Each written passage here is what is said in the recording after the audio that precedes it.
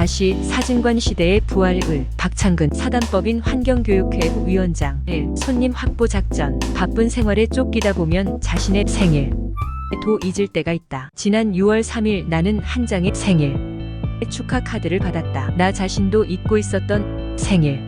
내 집안 식구도 아닌 사람이 생일을 축하해 오는 데 대해 솔직히 말에 놀랐고 또한 더할 나위 없이 고마웠다. 보낸 사람은 명동에 있는 어느 일서점 이었. 한 10년 단골로 다녀 주인은 물론 점원과도 잘 아는 사이이지만 생일이라고 카드를 보내온 것은 의외였다. 그러나 그 한 장의 카드에서 고객과 주인의 입장을 떠나 가까운 친지와 같은 친근감을 느꼈다. 그러니 잡지 한 권이라도 애써 그 책방에 찾아가서 사게 되고 때로는 남에게 그 책방을 열심히 소개하게도 된다. 바로 그것이 서비스다. 사진관의 경우 처음 찾아온 손님의 간단한 신상을 알아놓아 카드로 정리해보라. 1년이면 적어 도수 100명의 손님 명세 카드를 확보할 수 있을 것이다. 손님 이름, 생년월일, 직업, 취미, 직장 그리고 가족 사항과 주소를 명기해 생일 조견표를 만들어 생일의 사진관 이름으로 건강과 가족의 행복을 비는 카드를 우송해보라.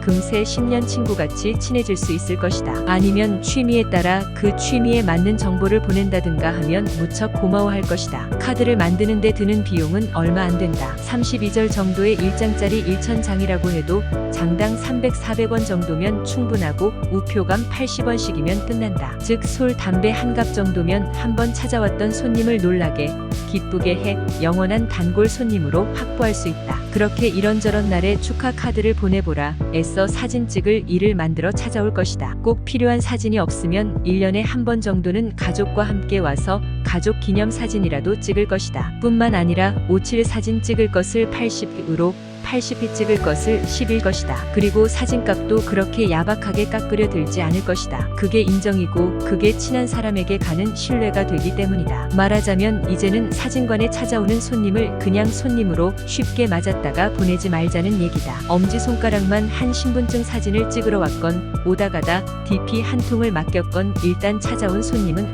준의 사람으로 묶어 놓아야 한다는 얘기다. 그리고 상대방이 감탄해 일부러 찾아와 고맙다고 사의를 표할 정도로 계속 친근감의 표시를 해보라. 분명 무엇인가가 달라질 것이다. 손님을 끌고 오기도 하고 의외로 큰 사진을 무더기로 찍을 수 있는 기회도 만들어줄지 모른다. 정성 들여 보내는 몇 장의 축하, 기념 카드로 영원한 단골 손님을 확보한다는 것은 어느 모로 보아도 이익이며 사진관 부활 시대를 여는 한 방법이다. 좀 바보스러워 보이자 누구나 자신보다 똑똑한 사람을 만나면 경계하게 된다. 대신 자신보다 못해 보이는 사람을 만나면 일단 안심이 하고 대하게 된다. 손님으로 사진관을 갔는데 주인이 무지무지하게 똑똑해서 손님인 내가 주눅이 든다면 왠지 속고 있다는 느낌, 무시당하고 있다는 느낌이 들게 된다. 대신 주인이 좀 모자란 듯하면 마음이 놓이고 기분이 좋아져 또 찾아가게 된다. 이런 일화가 있다. 동네에는 10년 이상 그 동네의 상권을 잡고 있는 한 가게가 있었다. 그 동네에는 그 가게 밖에는 없어 모든 사람이 그 가게의 단골 손님으로 가게는 확고한 위치를 차지하고 있었다. 그런데 바로 그 가게 옆에 조그마한 가게가 새로 생겼다. 규모나 물건의 가짓수로나 기존 가게와는 비교도 할 수 없는 초라하고 조그마한 가게였다. 사람들은 그래 갖고 장사가 되겠느냐고 걱정을 했다. 기존의 가게 주인도 바로 옆에 새로 생긴 가게의 형편으로 보아 상대가 되지 않을 것으로 낙관해 싹 무시하는 입장이었다. 몇 달이 지났다. 이상한 현상이 벌어졌다. 기존의 큰 가게의 손님이 새로 생긴 가게로 점점 빠져나가는 것이 아닌가? 그리고 사람들 입에서는 그 작은 가게를 바보네 가게라는 애칭으로 사랑하기 시작하는 것이 아닌가? 분명히 뭔가 다른 것이 있다는 낌새를 느낀 큰 가게. 주인이 그 신비한 비밀을 알기 위해 먼 친척을 동원해 그 집에서 물건을 사보도록 했다. 위장 손님은 그 작은 가게에서 이것저것 골라서 값을 물었더니 좀 모자란 듯한 표정의 주인이 이리저리 계산해 보고는 얼마라고 하는데 실제 값보다 몇십 원을 덜 계산한 값이더라는 것이다. 이런 보고를 받은 큰 가게 주인은 물건값도 계산 못하는 바보니까 바보네 가게라는 별명이 붙고 얼마 못 가서 망할 것으로 점 찍어 놓고 있었다. 그러나 시간이 지날수록 망하기는커녕 이제는 손님 대부분이 그 바보네 가게로 모두 몰리는 것이 아닌가? 그리고 꼭 1년이 되니까 그 바보네 가게로 손님이 모두 몰리고 그 큰 가게는 파리를 날리게 되었다. 장사가 안 되는 큰 가게, 파리만 날리게 된 큰 가게는 끝내 버티지 못하고 문을 닫고 말았다. 그리고 그 동네를 떠나면서 큰 가게의 주인이 그 작은 가게, 바보네 가게 주인에게 어떻게 자기를 이길 수 있었느냐고 그 비결을 물었다. 바보네 가게 주인은 빙긋이 웃으며 이렇게 대답했다. 첫째, 손님보다 덜 똑똑한 사람,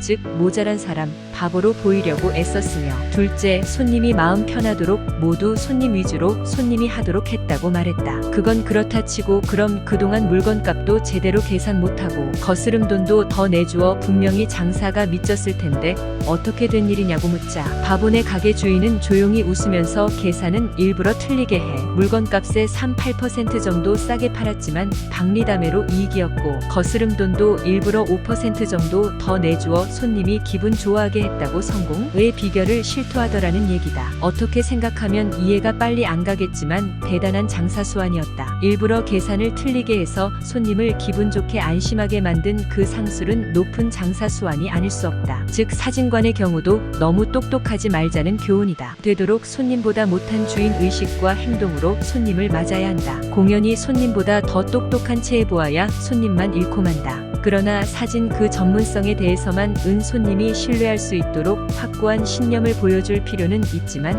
그 이외에는 알면서도 모르는 채 처음 알게 된 것 같이 그렇게 낮게 처세해야 손님을 잡을 수 있다. 그리고 되도록 손님의 유식을 칭찬하고 손님의 얼굴이나 옷 등에서 손님이 내세울 장점을 찾아 그것을 집중적으로 감탄하고 칭찬해주면 그 손님은 분명히 단골이 될 것이다. 흔한 말로 장사는 오장육부를 빼놓고 하라는 말이 있다. 사진관도 분명 장사요 사업이라면 장사의 기본적 ABC, 사업의 그 초보적인 방법은 터득해야 한다. 그래야 장사가 잘 되고 그래야 다시 사진관 시대의 부활을 만날 수 있다. 1986년 9월 4단지에서 발췌.